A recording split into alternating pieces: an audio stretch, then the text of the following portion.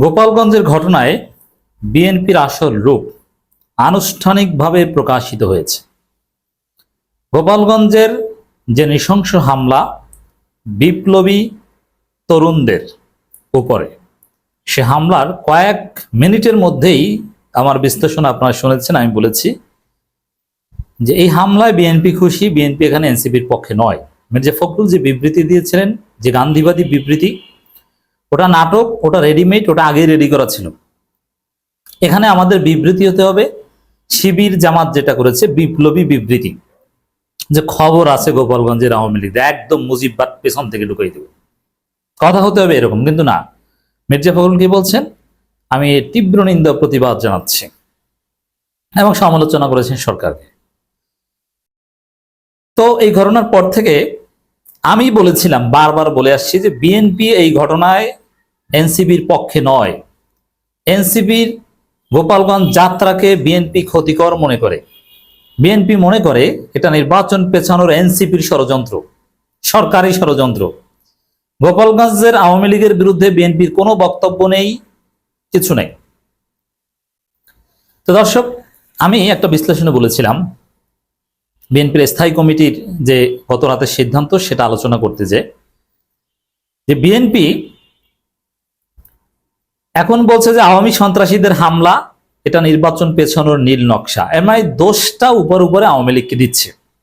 রিজভী, জয়নুল আবেদিন ফারুক এরা কথা বলেছেন যে এটা নির্বাচন পেছানোর নীল নকশা। কারণ আওয়ামী লীগ তো নির্বাচন পেছাতে চায় না, আওয়ামী লীগ তো চায় নির্বাচন হোক, অন্য যে আসুক, ইউনূস যাক, এই তো। নির্বাচন পেছাবে আওয়ামী লীগ কেন? এটা ঠিক না। তা আমি সেই বক্তব্যের ব্যাখ্যায় বলেছিলাম যে আসলে বিএনপি এনসিপিকে দায় করছে, বলছে যে এনসিপি নির্বাচন পেছানোর ষড়যন্ত্র অংশ হিসেবে গোপালগঞ্জে যে মব সৃষ্টি করেছে। ওদের মনের কথা এটা, কিন্তু সাহস পায় না। তা আমি বলেছিলাম ওদের মনের কথা এটা, কিন্তু ঘুরিয়ে পেঁচিয়ে বলছে। অনেকে মন্তব্য করেছেন, ভাই বিএনপির বিরুদ্ধে এত বাড়াবাড়ি ঠিক না, ওনারা তো একটা স্টেটমেন্ট দিয়েছে, একটা ভিন্ন দল হিসেবে এর চাইতে বেশি কিছু না করলে আর কি বলার।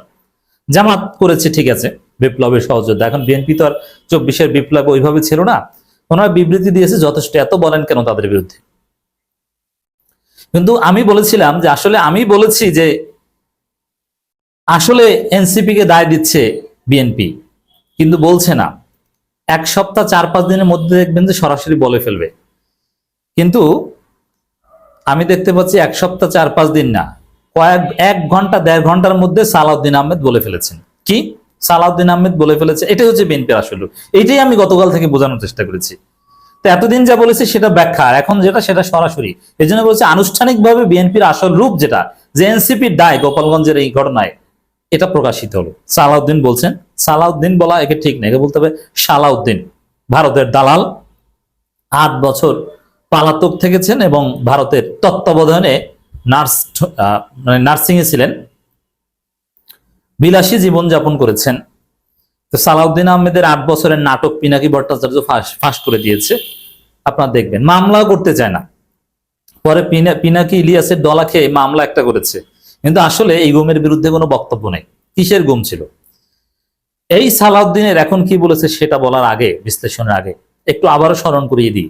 তিনি জুলাই বিপ্লবকে বলেছিল আবেগ, যে এটা বিপ্লব বলতে তো রাজিই না, যেটা কোনো বিপ্লব না। অথচ এ নিজেই এক পর্যায়ে বিপ্লব বলেছিল, যেটা বিপ্লব না। আবার বলে যে এই জুলাই সনদের কোনো সাংবিধানিক আইনি ভিত্তি নেই, এটা সংবিধানে থাকার প্রশ্ন আসে না। যদিও পরে আবার বলছে সংবিধানে থাকতে পারে তফসিলে, কিন্তু মূলনীতি হিসেবে থাকতে পারে না।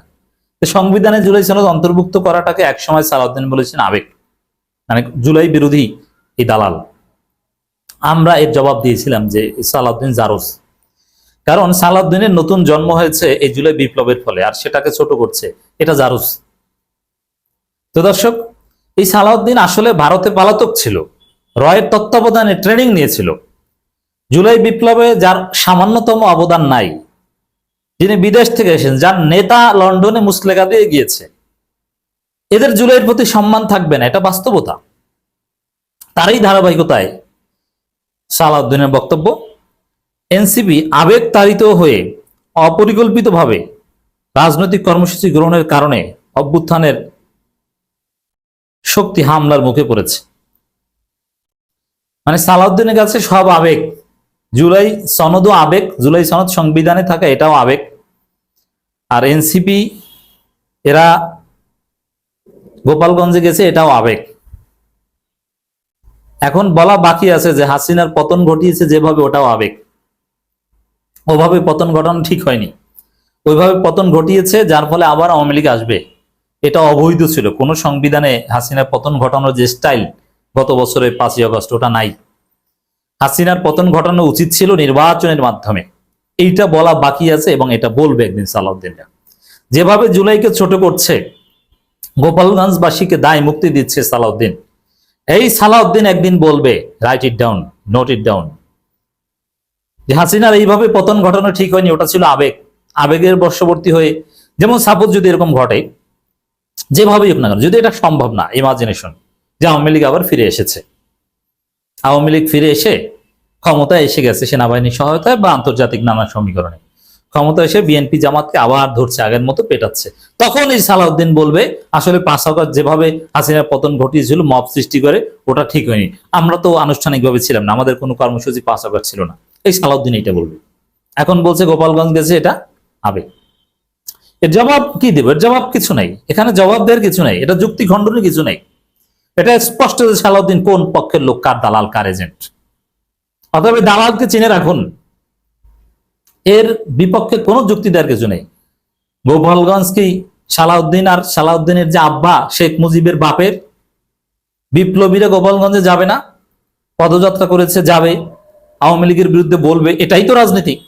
আওয়ামী পালাতক সন্ত্রাসীরা ওখানে আছে, গোপালগঞ্জ বসে তারা নাশকতার ছক করছে, বারবার পুলিশের উপর, সেনাবাহিনীর উপর হামলা করছে, রাষ্ট্রের বিরুদ্ধে যুদ্ধ ঘোষণা করছে, ওরা বিদ্রোহ করছে, জুলাই বিপ্লবকে জুলাই দাঙ্গা বলছে গোপালগঞ্জ বসে। আর সেই গোপালগঞ্জে বিপ্লবীরা যাবে না? পরিকল্পিতভাবে যায়নি, মানে পরিকল্পিতভাবেই তো গিয়েছে, পুলিশ ক্লিয়ারেন্স দিয়েছে যে কোনো সমস্যা নাই, পুলিশ প্রোটোকলেই তো ওরা গিয়েছে। পুলিশের কেউ গাদ্দারি করেছে, দ্যাটস ডিফারেন্ট, ওরা পুলিশ ক্লিয়ারেন্স ছাড়া তো যায়নি। আর পরিকল্পিতভাবে যদি না যেত, বরং বিএনপি একবার গেছিল অপরিকল্পিতভাবে, যার ফলে তাদের একজন নেতা নিহত হয়েছে। পরিকল্পিতভাবে গিয়েছে বলেই এনসিপির 3 জন আহত হয়েছে, কিন্তু নিহত কেউ হয়নি। আর নিহত হয়েছে ওই পান্ডাদের দল। আর অপরিকল্পিতভাবে গেলে এনসিপির হাসনাতদের কেউ একজন মারা যেত। তা পরিকল্পিতভাবে গেছে, এটাই সঠিক। কিন্তু পরিকল্পিতভাবে গেছে, তারপরও আওয়ামী লীগের বিরুদ্ধে আবার যুদ্ধ, মব, এটা সহ্য হয় না। আওয়ামী লীগের লোকজন মার খেয়েছে, আইন শৃঙ্খলা রক্ষাকারী বাহিনীর অনেকের মুখোশ খুলে পড়েছে, এটা বিএনপি সহ্য হয় না। তারা চায় একটা ভংসং নির্বাচন। এখন গোপালগঞ্জের এই ঘটনায় তো নির্বাচনের পরিবেশ নাই, প্রমাণিত হলো। সালাউদ্দিনদের মনে কষ্ট, এজন্য বলছে এনসিপি আবেগতাড়িত হয়ে অপরিকল্পিতভাবে রাজনৈতিক কর্মসূচি গ্রহণের কারণে অভ্যুত্থানে পদযাত্রা করছে, সেটা নাকি আবেগতাড়িত হয়ে। ওরা কি করছে? ওরা কি আসলে লাঠি নিয়ে গেছে? খালি হাতে গেছে, খালি হাতে হাসনাত সারজিসরা গেছে, কোনো লাঠি টাঠি কিচ্ছু না। এবং ওরা কিন্তু মারামারিতে অংশগ্রহণ করেনি শেষ পর্যন্ত, ওরা মুজিবের কবর ভাঙতে যায়নি, কিচ্ছু না। সেটাকে বলে অপরিকল্পিত আবেগ। সালাউদ্দিন আসলে জুলাই বিরোধী। জনগণ এই নিউজ যেখানে এসেছে গালাগালি করে সালাউদ্দিনকে ধুয়ে দিচ্ছে। সালাউদ্দিনকে গালি দেওয়াটা এখন একটা স্বভাবের কাজ। সালাউদ্দিন ভারতের দালাল প্রমাণিত হলো আরেকবার।